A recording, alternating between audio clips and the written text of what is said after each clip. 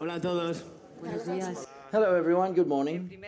First of all, I want to thank you very much on behalf of Radio Televisión Española for being here today at the press conference in which we're going to present the balance of We Are Cinema of the Corporation, and obviously without, you've got to see the panel, the film La Llamada, Holy Camp, which has the participation of Spanish TV, Radio Televisión Española. Before anything, we want to make an emotional remembrance of one of the key directors in our cinema, Antonio Isasi Isasmeni, that we just found out that he's passed away. Today, the history of our cinema is going to show its last film, The Air of a Crime, A Ley de un Crimen, was presented here in San Sebastian Film Festival in 1988, and for which Fernando Rey won a silver shield. So that without, the best way to pay that tribute is to show this film, and if you got the chance to go and see it. Now I have with me on this extensive panel Fernando López Kuch. Here is the cinema and fiction for Spanish TV, and Enrique López Lavigne, who is the producer of the Holy Camp, La Llamada, directors known as the Javis, Javier Ambrosi and Javier Calvo, and Macarena García, Ana Castillo, Gracia Olayo, and Richard Collins Moore. We have been in the photo call with Belén Cuesta, but she has had to leave to continue with her theater, the play. She's had to go back to the play that she's doing in the theater. Spanish TV is unconditionally supporting Spanish TV, Spanish film, and even the film festival in San Sebastian. The support has been even greater than in previous years. Not only are we sponsors of the festival, but we also participate in 8 of the 21 titles produced by Spain that have been presented in the different sections of the festival. Those titles are, apart from La Llamada, Life and Nothing More, La Vida y Nada Más by Antonio Rivera de España, Andía by John Garaño and Aitor Regui, the author, but Ramón Martín, Loving Pablo, Fernando León de Aranoa, Una Mujer Fantástica by San Sebastián Lastia, and Operación Concha,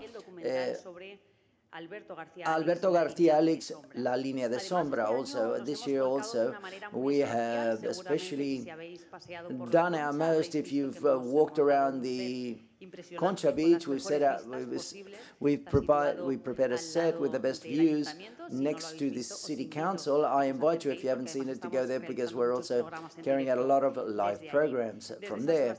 From San Sebastian, we're broadcasting programs like Corazón, España Directo.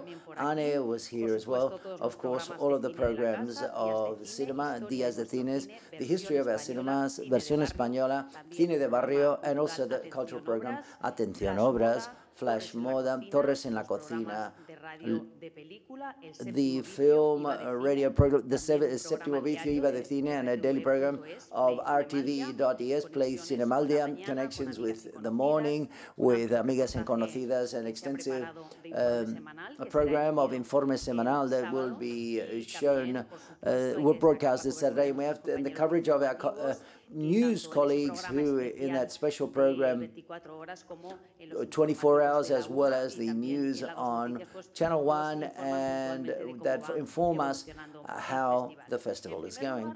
First of all, I would like to give the floor to Fernando López Kuch, who is the director of film and fiction in Spanish television. Good morning, everyone. Thank you very much for being here. It's an honor for Spanish television to be here once again, Red Televisión Española, being at the San Sebastian Film Festival. And I think that Elena has told us in detail what it's all about and how, and dearly we participate with the film festival and Spanish films with the project of this film and the promoting of the film, and when it's premiered and also in its broadcast, and to allow all of the contents to be seen that the Spanish film industry makes on Channel 1 in prime time on Saturdays and throughout the week, with the history of our cinema, and Versión Española on Channel 2 on Sunday. So therefore, I think we've gone the extra yard with them. This year has been especially rich and in prizes for the films that we've participated in, and we're very happy to be here, happy to bring Holy Camp La Llamada, which is a magnificent film. And this evening, Life and Nothing More, La Vida y Nada Más. So I had to take English lessons to know how to pronounce that. And it's a magnificent film that I recommend. You can see both of them at 7:30, the premiere in Victoria Eugenia, and then at 10 p.m. in El Cursal, you'll be able to see The Life and Nothing More, La Vida y Nada Más. We're going to see a video. I want you to see the video that summarizes everything. Spanish TV, Radio Televisión Española has been going now, have been doing vis-a-vis cinema with this program and how we've supported them. So this is the video. Detrás del mejor cine español siempre está Radio Televisión Española. Behind the best Spanish cinema, we've got Radio Televisión Española. We participate in production. We collaborate in its promotion.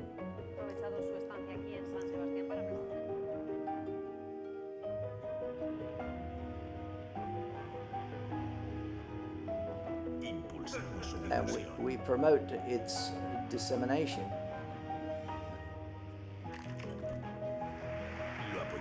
And we back it from the beginning till the end.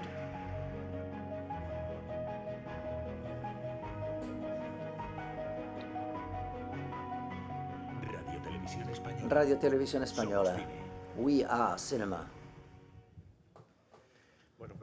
Well, okay, this is a summary of everything that we wanted to tell you this morning about everything we're doing for the film industry. We're pleased, and now I'd like to give the floor to Enrique so that we could enter into the film itself, and we are prepared to any of the questions you would like to ask. Enrique, if you want to say something first. Well, I wasn't ready for this. Well, I want to thank Televisión Española, not because they're here, because of the truth.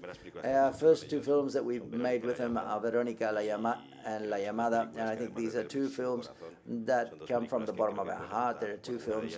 One of them is completely commercial. Verónica, we've got 600,000 spectators that have seen the film, which is breaking down a lot of barriers, and I think this is very important. But we're here with La Llamada, a holy camp, which is a film that I've been able to participate in, and which has been a real journey with them, because this is the first time they're directing with this crew and cast, which was a family when I started, which is very difficult and very complicated to do something and participate in something, but they've had a lot of people that have seen the film. Last night there was a press pass showing, and people have called all over the places.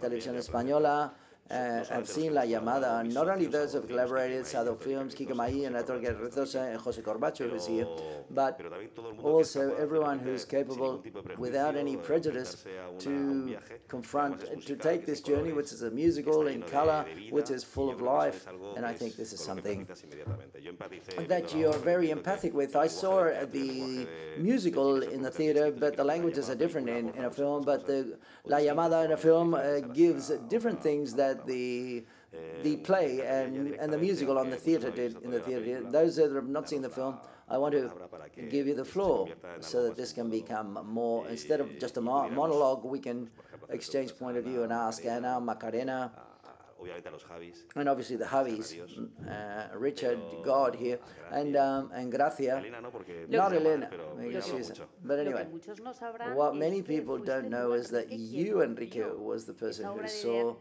that theater musical, and you said there's a film here, so you're the reason we're all here, you're to blame.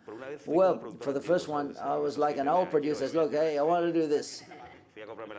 I'm going to buy the T-shirts, I'm going to do everything. And I was behind, I was selling the T-shirts in the counter. I didn't know later on that these two guys were the authors, which I admire them more because they continue to sell T-shirts, and it's glad that they continue to be themselves because they sell the T-shirts, yes, in the musical on stage. So you can ask the questions. Please tell me your name and where you're from, and we know where you are. Hi, good morning, Soraya from Teledonostia. First of all, I don't want to congratulate you, none of you. I want to thank you. And the truth is, I want to thank you. I want to thank you, first of all, because with you and projects like this, you're showing that in this country, young people have got a lot to say, and that we want to show this, and we've got a lot of we got feelings that we want to release, and our heart leads us, and that's the most important thing in this life. And I'm your age, and I thank you very much for having done what you've done. I hope to see you in the Goyas. I hope to see you in the Goyas, to all of you. And finally, I ask a question to the whole crew and the cast, everyone who went to see the film yesterday. You'd have freaked out because the people didn't leave the film theater. I have not laughed so much for many years in a film. And thank you very much.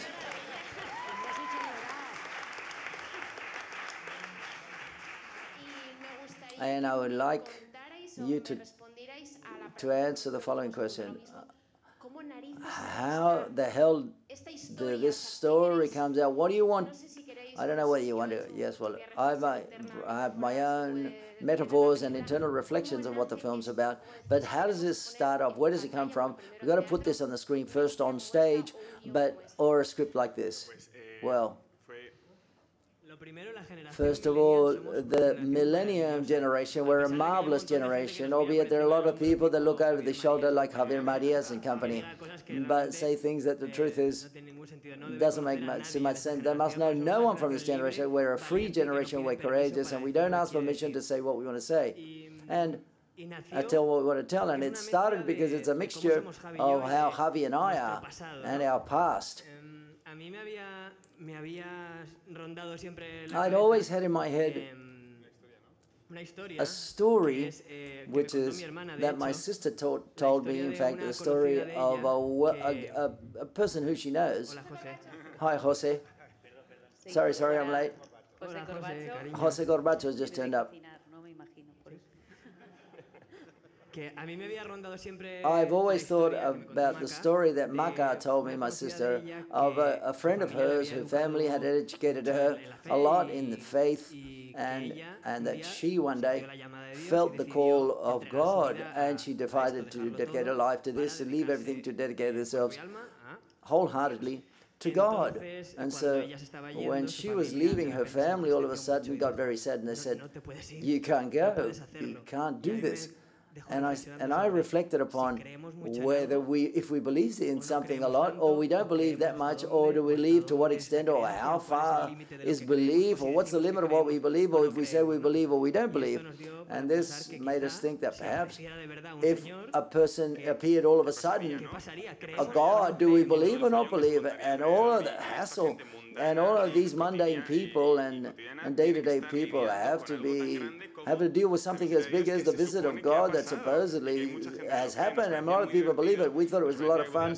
We thought it could be a very interesting comedy. I was thinking, tell the story of a religious camp where there was a love story between two women, and this is something that interested me very much.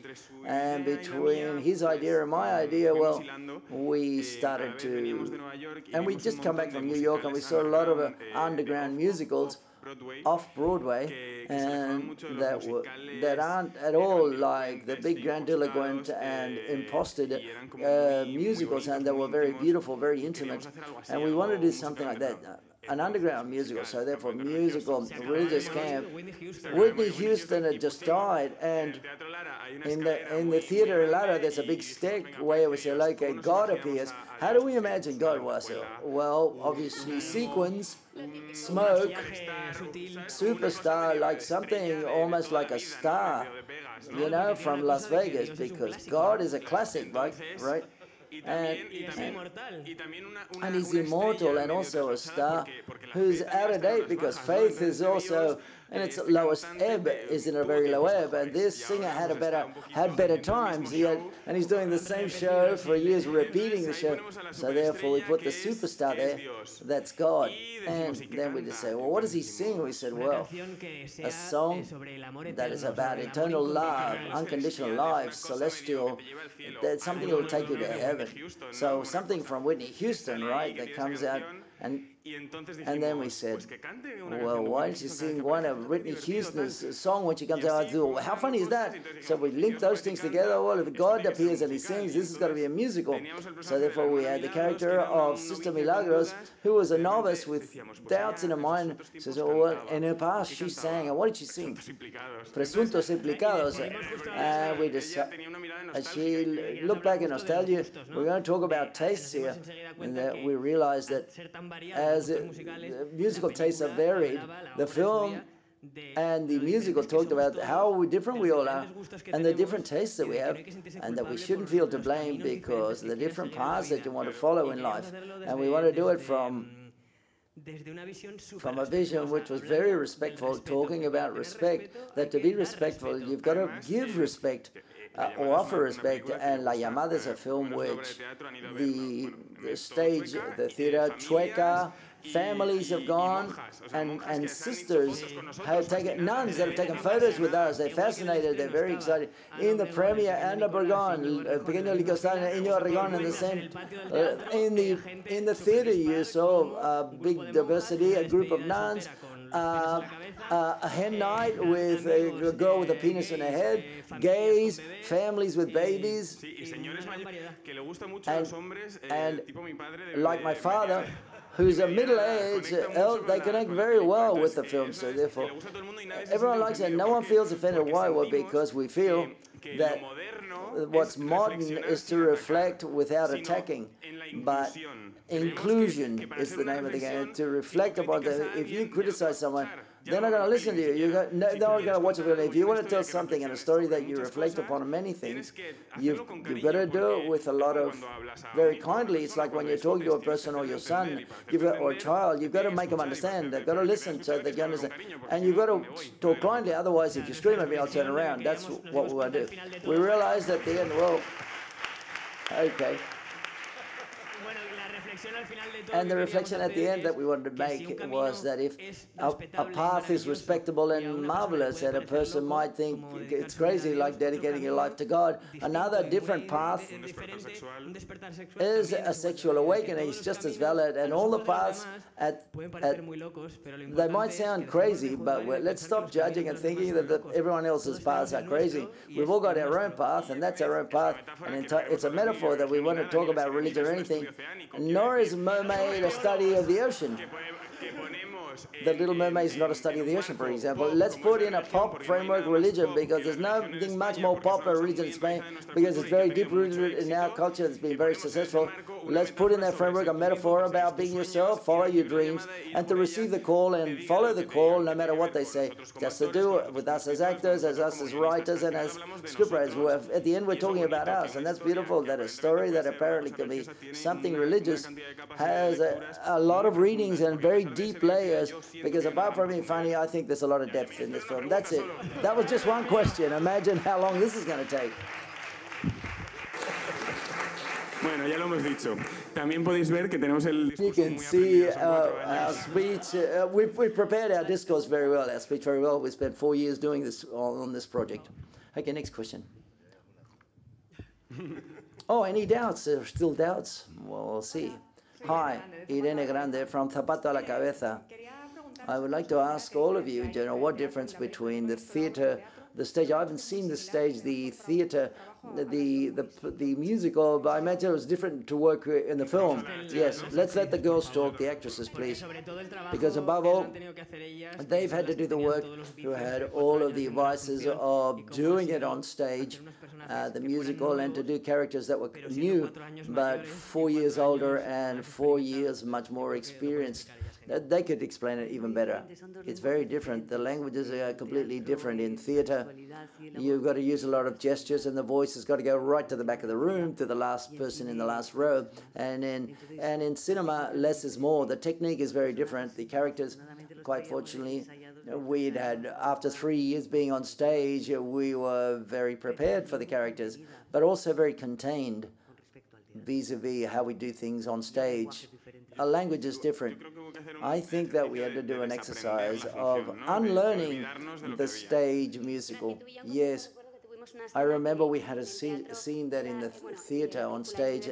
The film is a lot of fun, but on stage you've got the audience in front of you. They set the rhythm. There are stops, there are laughs, there are applause. They applaud, and we went on set. A scene that we'd done 1,000,000 times, and it worked very well. And on set it didn't work so well. Something was very strange, and we didn't understand why, and we had to change things because we'd learned one way of doing this. We had to unlearn it to show that as if it was the first time we were doing it, and to start to feel that something was all magical. That's happened throughout the entire film. But we had rehearsed. It's the most rehearsed film in the history of cinema or films, and the characters are very rich, full of nuances, and we are those people, and we are crazy about them. Another thing that's marvelous, and another gift that we received is throughout the entire time when we do the musical on stage, we say, thought about what would happen to those people at home that you can't show on stage. In the film, we've been able to go further in depth in each character, which is a gift for us that we give to the character, but also the people that have seen the musicals on stage, and to give them a bit more. I remember that it was very complicated. I got very angry with myself because it was something that you said 1,000 times in the same tone. You went to the shoot. I said, I don't believe what I'm saying. This is horrible. So therefore what I'm doing. So what do I do therefore to unlearn that? And that was the challenge, because we like what we shot in the film. The dialogues have to seem as if the actresses would be surprised at what they're saying themselves. We wanted it to be very immediate. At that moment we were shooting it, it was difficult work with this project. So therefore we sat down and said, "This, don't say this, let's change this." And I remember with Anna, I said before shooting, "Anna, surprise me." And I said, "What? Surprise you?" Yes, the idea was to surprise ourselves and fall in love again, and we managed to achieve it. And Richard continues to be God in theatre, in the theatre for 4 years. I've got nothing better to do but to be God on stage.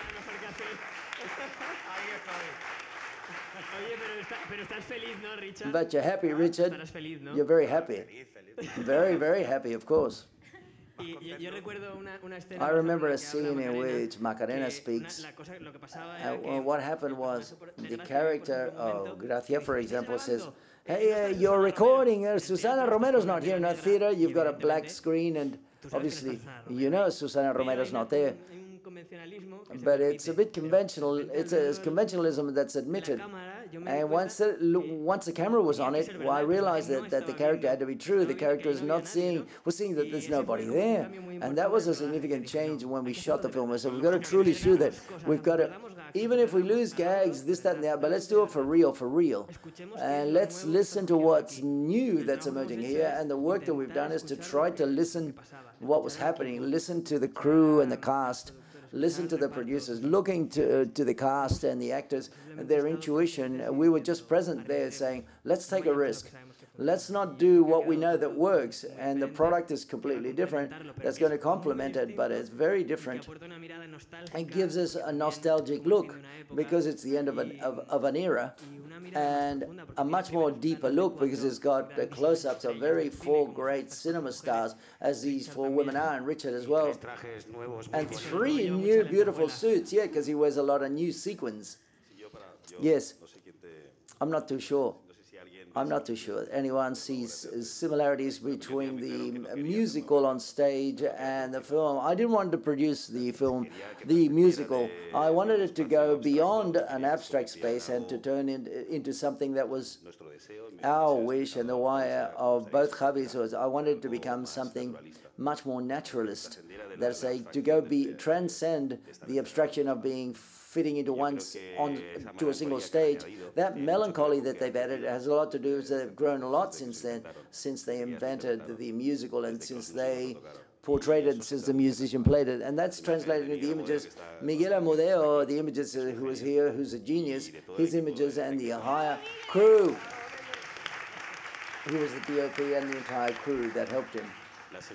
The images of Yo Voy Jazz, the musical it's a musical by Leva, for example. It's got a musical with songs and music, and that didn't exist either on the musical. It was supported by the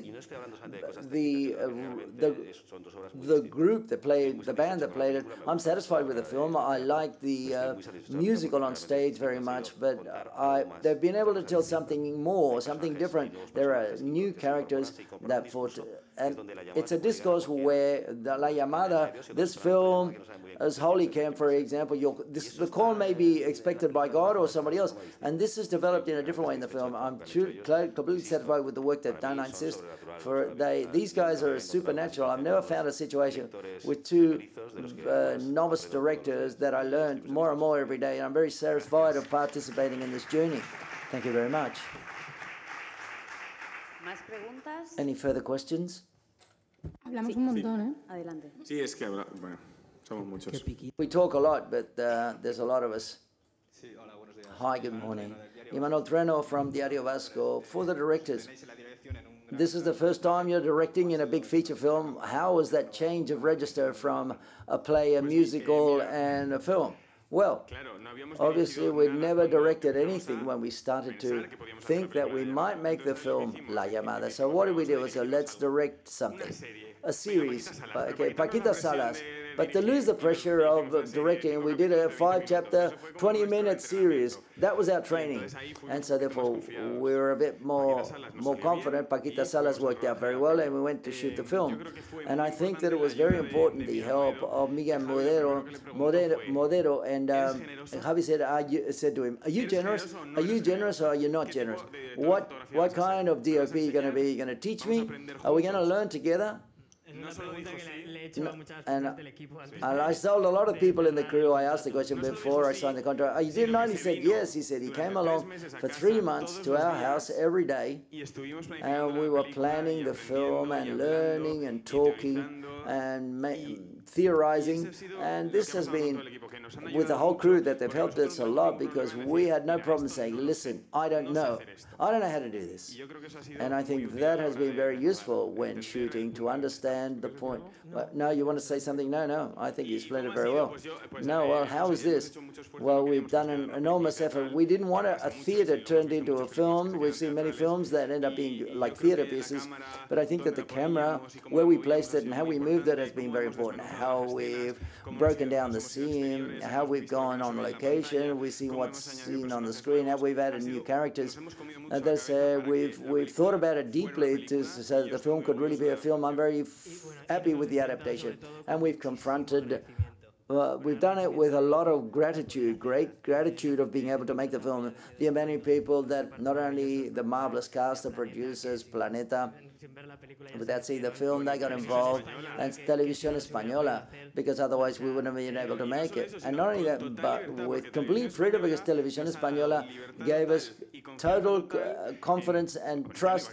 And I was going to not change anyone in the cast, because these are my little girls who did the stage play, the musical. So thanks to the freedom and the trust that everyone's given us, that I don't think is very normal, we've been able to make the film that we've made.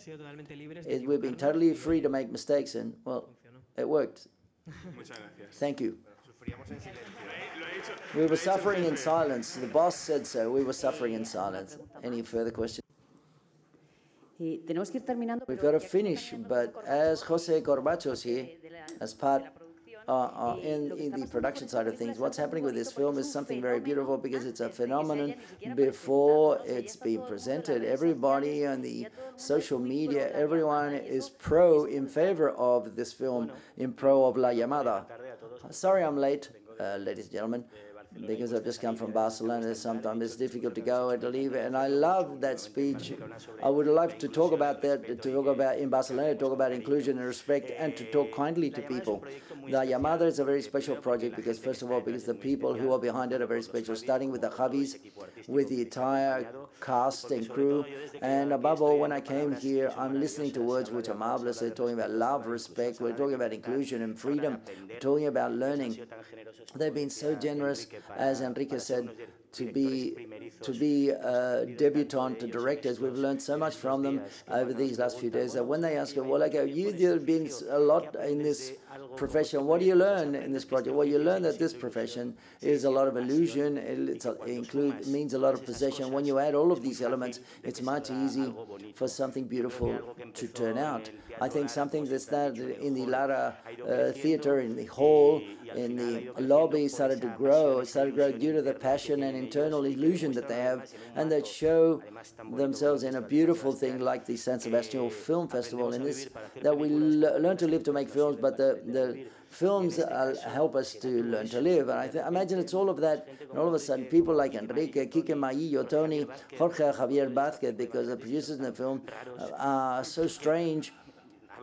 And I talk about me and not about the other four, but that it's got us all together, because I think that it takes us back to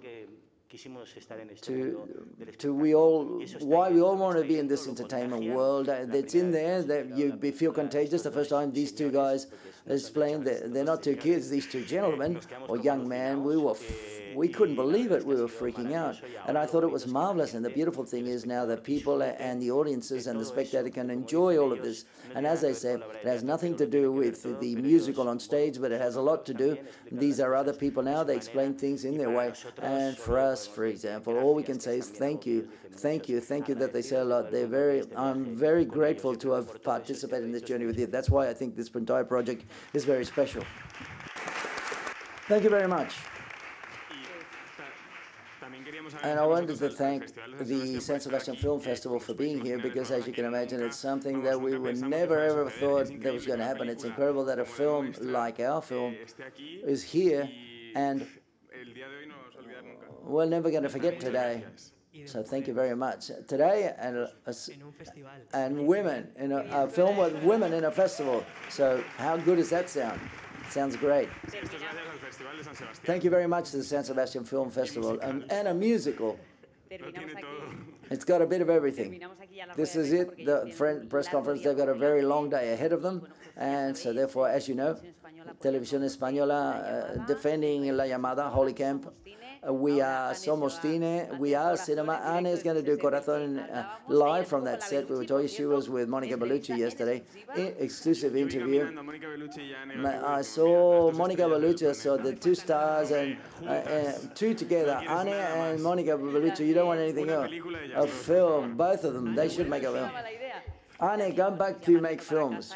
Okay, in Días de Cine, that special program that we broadcast at 10 to 9, and the weekly program from here from San Sebastian. Do you want, Mariluz, anything else, for me to say anything else?